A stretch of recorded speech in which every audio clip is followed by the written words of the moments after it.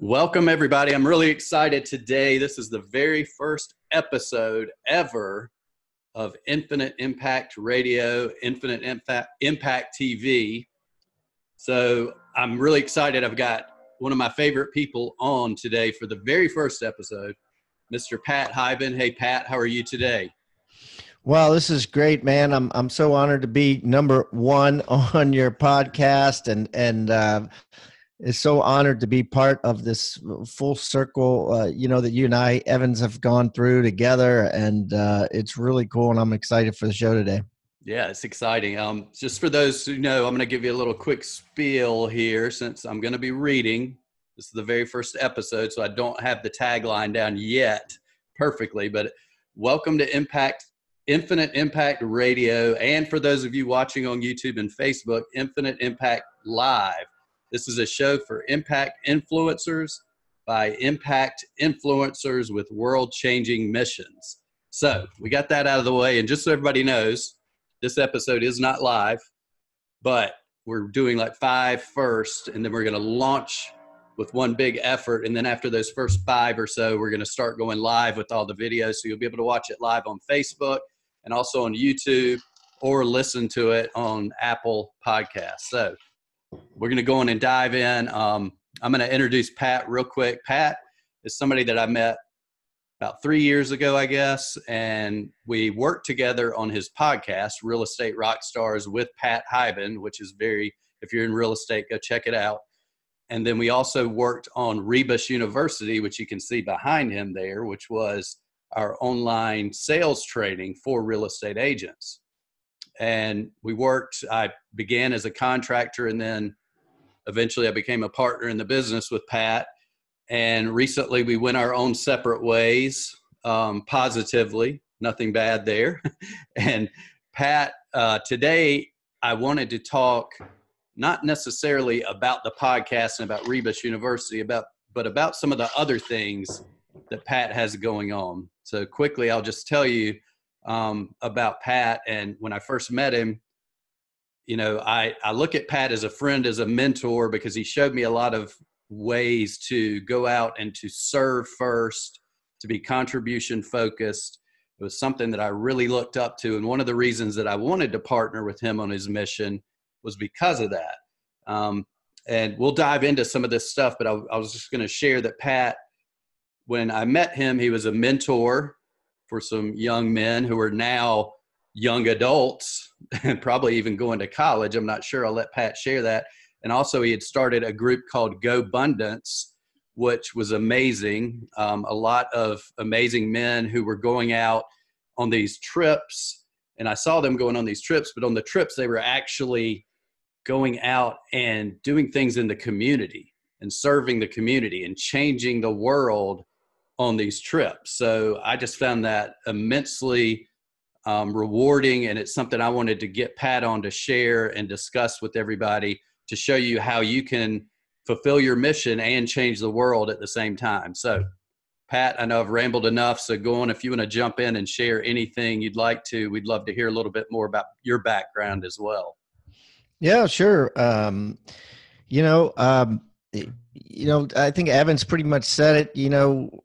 My main gig is Real Estate Rockstars, and that's a podcast for real estate agents, and then GoBundance. And GoBundance is a group of high achieving businessmen who seek to grab life big and offer genuine contribution. And so what we do is we get together and we talk about money, and we talk about success, and we talk about all kinds of cool things, including giving back to our local communities and our worldwide communities. And we do that in many ways. And we recently wrote a book, Tribe of Millionaires, and that's doing really well. And we also recently opened a women's division, GoBundanceWomen.com. And so, got a lot of things going on with that. And we have over, probably to close with the women now, we have over 250 members. Wow. That's cool. Well, if you could just sort of step back, you were one of the founding members of GoBundance, correct? Correct. Yeah. So could you give us a little background on that? Like what was there some kind of epiphany that you had that caused you to create that? Was there something that you saw that was missing out there? Or, just what's a little background on GoBundance? Yeah, that's a cool story. So,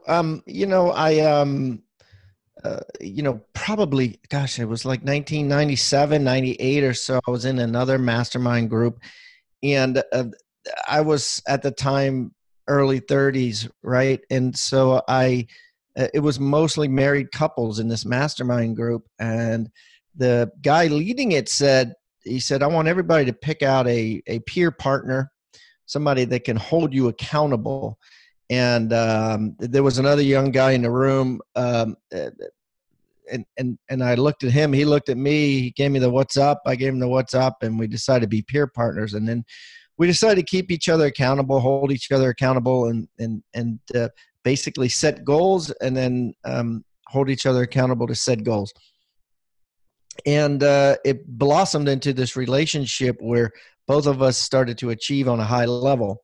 And then we met a third member, Tim Rhode, who shared a common ground with us, which was, investing in things that pay us horizontally, which we call horizontal income, meaning rental properties and companies and things like that, investments. And then we started traveling together a lot, and we started investing in shopping centers and things like that.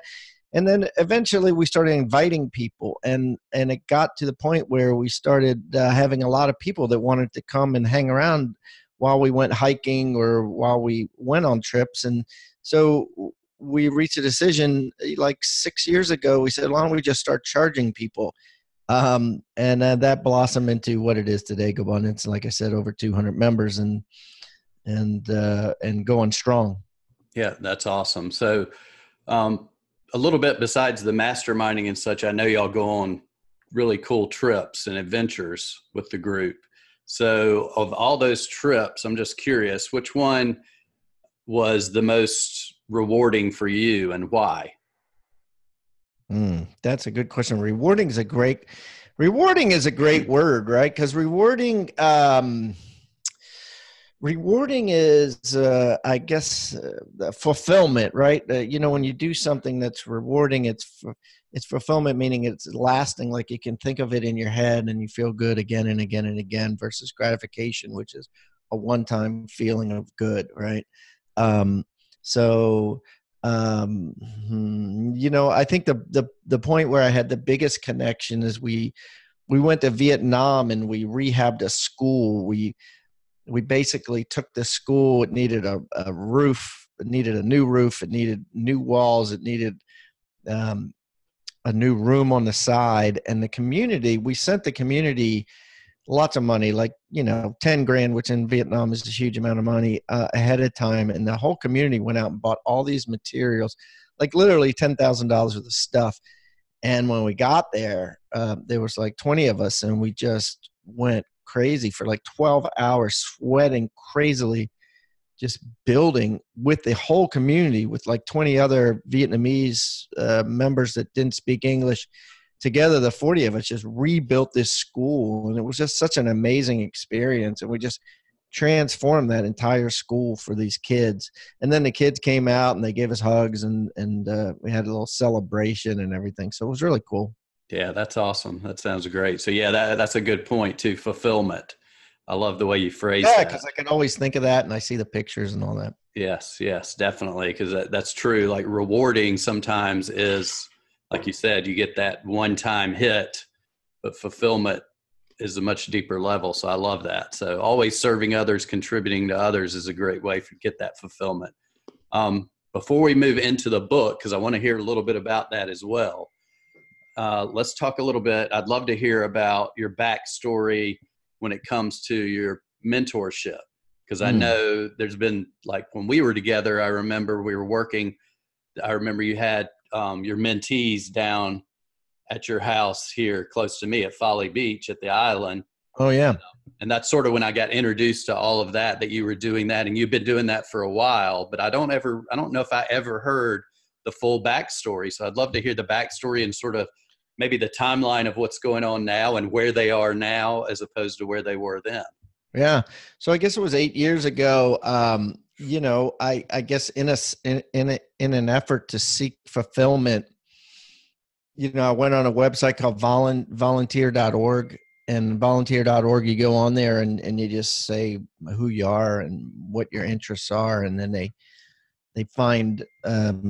basically find charity organizations for you. And I got connected to two charity organizations. One was Make-A-Wish, as the guy that goes out and and works with the kids for their wishes, which I eventually got fired from, which is another story I'm happy to talk about. But the other was called Children of Incarcerated Parents, and children of incarcerated parents mean that mom, dad, and or both are in jail, and the kids just need someone to hang out with and help them out, and so forth. So I got two kids in Baltimore City at the time. They were like 8 and 10, and their mom was in jail. Dads were not, prevalent as far as existence. One was completely non-existent. One was in and out. And then I just started hanging out with them. Basically, it's just a real friendly sort of thing. You go and you go out to lunch or something, and then, I'm always in stuff for the long haul, for the most part. And so, I've been lucky that their family has allowed me to keep the relationships. One just graduated high school. He's 18. He's working at a Royal Farm store, doing real well. And then the other is going to be a freshman in high school. And he got accepted to a Catholic high school, and he's playing football now. So so far so good with that, and it's been really exciting. And it's been I've had him to Folly Beach. We went to Miami and saw a Miami Heat game. We went to New York City this summer, which was absolutely manic. I mean, it was just like unreal. They had never seen anything. We rode the train up, new experience for them, and then we just walked around Times Square. And my goal with all this is I love to introduce people and kids to experiences that they would never have in life. And so much of the inner city kids, their experiences exist within a 1 block radius, right? They're like the entire world exists on 1 block. And I think the more you can stretch a mind to see that there's so much more out there than you know of, just the more well-rounded they are, and the more open they are to take risks, right? And that there is life outside of that block. And because you don't want them to be afraid to take a job in Philadelphia or take a job in Sarasota, Florida, or whatever, if the opportunity arises, or to join the Navy if that's their path. You know what I mean? Right. So the more you can push them, I think the more stronger they get. The stronger they grow that muscle. So that's just kind of my goal with that. Yeah, that's awesome. And I mean, it's funny because I don't know either one of them, but I've sort of seen over 3 or 4 years their journey and images with you along that road too. So it's sort of cool. I feel like I'm watching them grow up from afar. It's and they grow up fast too. I look at those images too, and they're like little kids, and like now they're like taller than me, and I'm like, holy dirt. And I love the one thing you said too, to get them to stretch their minds and not be afraid. I mean, even as we grow, I think even adults, when we're in that comfort zone, if you don't find ways to stretch and sort of lean into things that you're uncomfortable with, you quit growing, you quit expanding. Yeah. So, which sort of leads us now, I guess, into, even though I don't know the theme of the book, I have a feeling that the book probably shares some great value about how to grow and how to expand your universe in a positive way. So let's talk about the new book.